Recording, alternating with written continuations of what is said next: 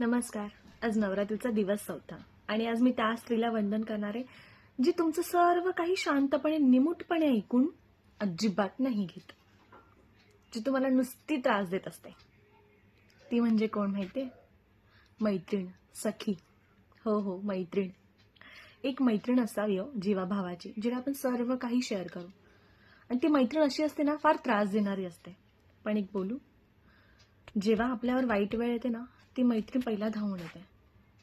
आपल्यासाठी मदतीचा हात पहिला पुढे करते. एक शेर म्हणू का मैत्रीवर?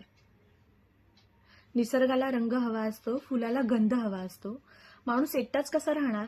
माणसाला मैत्रीचा छंद हवा असतो. लास्टच्या बेंचवर बसून बडबड करणारी मैत्रीण, कॉलेजमध्ये इकडे तिकडे फिरणारी मैत्रीण, जरा जरी काय झालं ना लगेच फोन करणारी, अगं असं झालं गाज, अगं तसं झालं गाज. मैत्रीण खरंच असावी ना मैत्रीण, जीवाभावाची, फार प्रेमाची, आपुलकीची, न लाजता सगळं काही ऐकून घेणारी आणि आपणही तिला शेअर करणार सगळं. चुकल्यासारखं वाटतं ना? काय झालं असेल आज? आज का नाही फोन आला तिचा?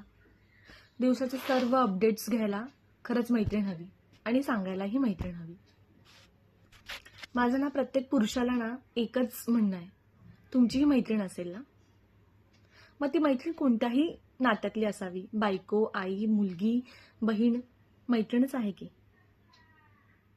खरंच त्यांना वंदन करा. आणि फक्त पुरुषांनाच नाही, प्रत्येक स्त्रियांनाही माझं म्हणणं आहे, आपल्या मैत्रिणीला वंदन करा. ती आहे ना म्हणून आपला दिवस खरंच चांगला जातो.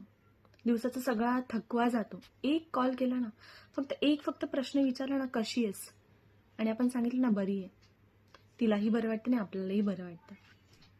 म्हणून वंदन माझ्या मैत्रिणीला, तुमच्या मैत्रिणीला आणि सर्व मैत्रिणींना. धन्यवाद.